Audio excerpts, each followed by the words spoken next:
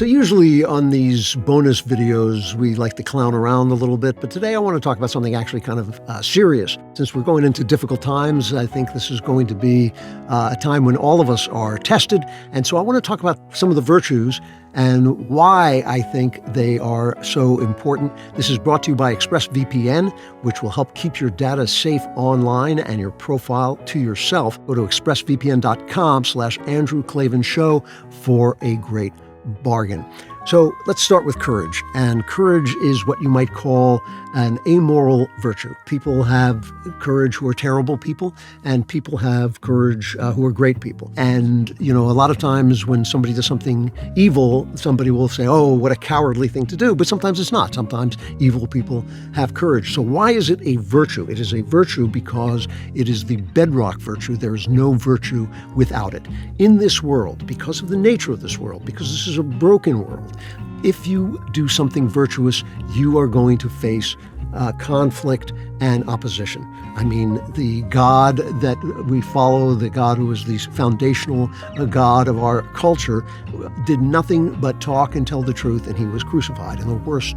He was killed in the worst possible way, with people mocking him and shouting at him just for talking about what he believed and what was the truth. So courage, without courage, there is no virtue, because if you are virtuous, there will come a time when you will have to have courage to go forward. It may just cost you money. It may mean your job, you don't get advanced in your job as much as you want to, but there are those times when you have to do that. Fortunately, in America, so far, it doesn't come up all that often, but it still will come up many times in a single life. Prudence is another one, and prudence is an underrated virtue. Prudence is the virtue of not doing everything all the time in every place. And that is a tremendous virtue. There are things that we want to say and want to do, and sometimes we feel, I just can't go forward unless I just speak my mind, when maybe it's not the time to speak your mind. And while you are having courage, you also want to know when to hold back and when to keep things to yourself. That's not very romantic. It's not very dramatic. It doesn't really give you the chance to show what a hero you are and can be. But that's why it's one of the virtues. All virtues cost you something. No virtue is free. All virtues cost you something, and that virtue will cost you glamour. And so a lot of people throw prudence to the wind, and they swagger around, and they say things on social media that sound tough and cool and violent, and they don't use prudence. It is a foundational virtue. Wisdom, is an interesting thing, because wisdom is something that you can't start out with. Nobody starts out wise. People can start out knowledgeable. They can start out educated. That helps. But wisdom is something you learn in your body as you go old. And, the famous expression that the owl of Athena flies at dusk means that wisdom comes toward the end of life, as they put it in Pennsylvania, too soon old, too late smart. And wisdom, wisdom is not intelligence. I have met many an uneducated person who had plenty of wisdom. People who have underrated wisdom are moms. Moms see how personalities are formed. They see what people were at the beginning. They can look at a president and know that he one day needed his diapers changed. That gives them a kind of wisdom that no other kind of person gets. When you meet a wise mom, you have met pretty much the gold standard of wisdom. A wise at-home mom, I should say, a full-time mom. You have met the gold standard of wisdom. And so you ask, what is wisdom? Wisdom is a knowledge of how things work. It is, some people say that they know when people have wisdom because they predict things, but the future is always shady, and you never can predict the future. What you know is how things will work. And I have had moments as I've gotten older where I've said to people, if you do this will happen. And if they're young people, they say, oh, you foolish old man.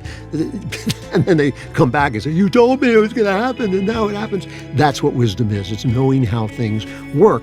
And once you know how things work, that's when you can start to use your prudence, and that's when you can start to use your courage with wisdom.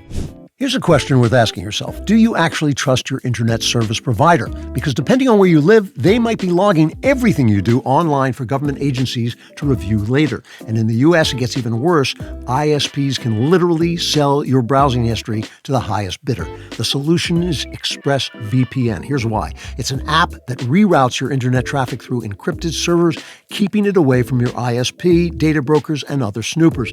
Of course, you're just shifting trust from your ISP to your VPN provider. So why ExpressVPN? They received over 300 data requests from law enforcement last year, and 0 resulted in customer data being handed over. Not because they don't cooperate, but because they literally don't have the data to give. Their servers run on volatile memory that gets wiped clean. Nothing ever gets saved to disk. You can't hand over what you don't collect.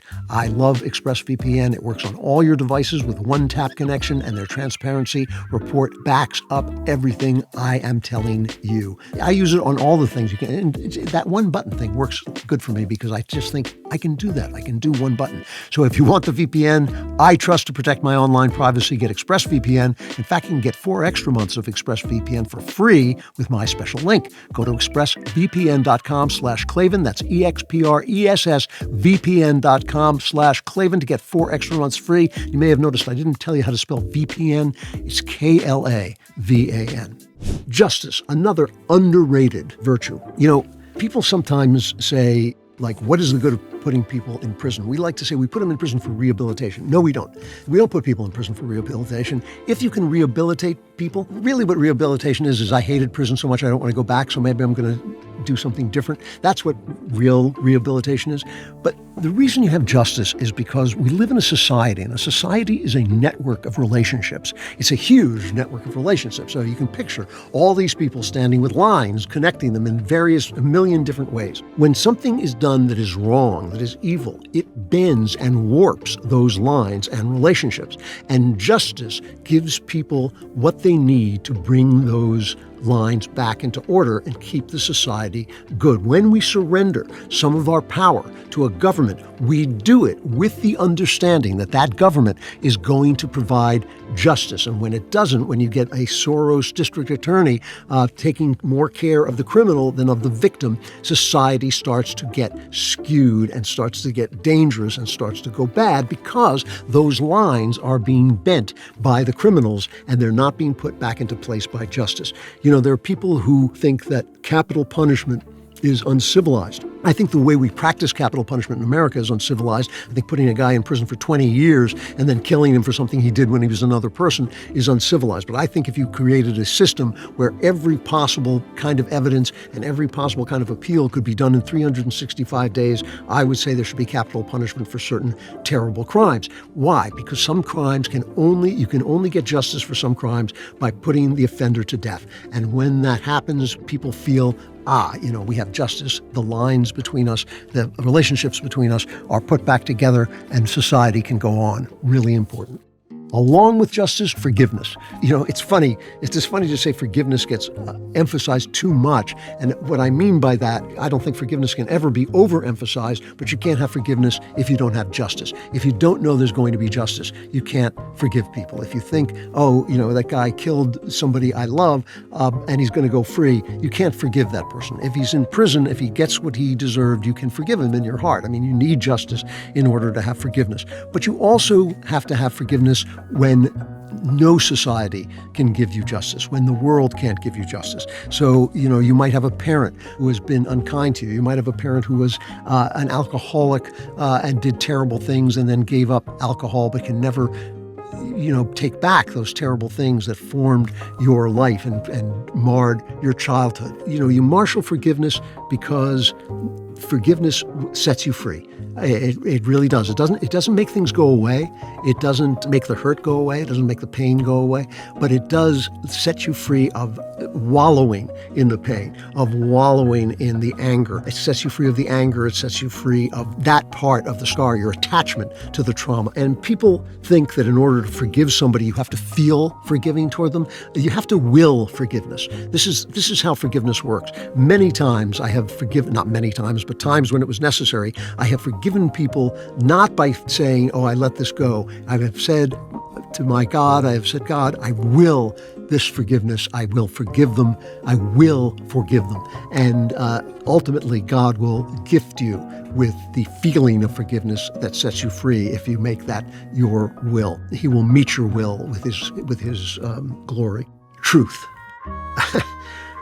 I can't say enough about the value of truth. I don't believe in a noble lie. I think that there are fictions that we sometimes have to tell in order to keep going. Like all things, work out for the good. All things work out for the good in the end to those who love God, but that's not in this life. Not all things work out to the good in this life. But I think that the truth, when Jesus said the truth will set you free, that is the truth. That the truth will set you free is the truth.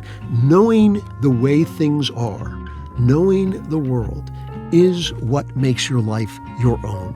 If somebody has lied to you, they have taken away some of your freedom. They have taken away some of your knowledge. When somebody cheats on you, when somebody, maybe cheats on your marriage vows, or goes behind your back in some other way, they have taken something from you that is very, very hard to reclaim. It is not the fact. I used to say, when I worked in Hollywood, I used to say that no powerful person ever stabbed me in the back. The powerful people stab you right in the front. They will say, "I'm screwing you, get out of here," But the little guys, the guys who thought that they were powerful, who thought they were big shots, those were the guys you had to watch out for. The truth, it is an amazing thing. It is hard to tell the truth. It is hard to tell your friends you don't like something they did. It is hard to tell people who have more power than you that they're doing something wrong and need to take a look at themselves. And my wife was teasing me about this yesterday, literally yesterday, was saying, you are the guy that people send in to tell the truth because you will do it. And I do it not because I'm super brave. I don't do it because I'm nasty. I do it because I know the truth is a valuable thing. I do it to the people I love more than I do it to the people I don't like. The people I don't like, I think, let them find it out for themselves. But I will tell the truth to the people I love. And people who love me know that, and they value it in me because the truth is a beautiful thing. It makes you strong. It makes you free. It gives you possession of your own life. The last one, 7 virtues to go with your 7 sins. The last one is beauty. And, John Keats, my favorite poet, said, beauty is truth and truth is beauty. That is all you know on earth and all you need to know. And why is beauty a virtue? I often say this, in the way that courage is a virtue in men, and I'm talking about physical courage, beauty is a virtue in women. When a beautiful woman walks down the street, she gives joy. People, feminists say, well, it's the male gaze. Your beauty doesn't belong to you. It belongs to the people who are looking at you. What they owe you is they owe you good manners, not to stare, not to catcall you, not to treat you as if you're an object, but to enjoy your beauty as you walk by is, in fact, your gift to them, and you should give it with generosity.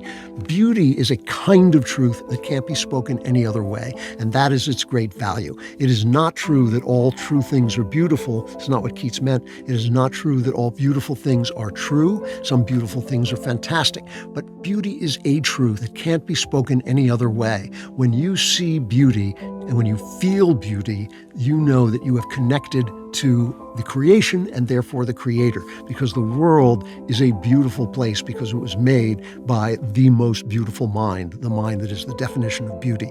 You should always have a heart open to beauty, whether it's art, whether it's clouds, whether it's grass, whatever. You should never try never to live without beauty. You should find it in other people. You should find it in faces. You should find it in the things that people do. It is everywhere because God's fingerprint is on every inch of the planet and in every moment of your life. And when you feel beauty, when you experience beauty, that's what you're experiencing. You're experiencing the connection between objects, which are just physical, and the spirit, which is everything. And that's what beauty is. So those are 7 virtues that I would say they're not the only virtues. I know there are other virtues that people hold as dear or more dear, but those are 7 virtues that I think you should cling to in these times of trouble. And truth and beauty may be the most important. I think if you are experiencing, if you're telling the truth and living in truth and experiencing beauty and living in beauty, the harshness of the world, the sin of the world, the brokenness of the world will be much, much easier to bear. One last virtue would be if you would like and subscribe, and also subscribe to The Andrew Klavan Show wherever you get your podcasts.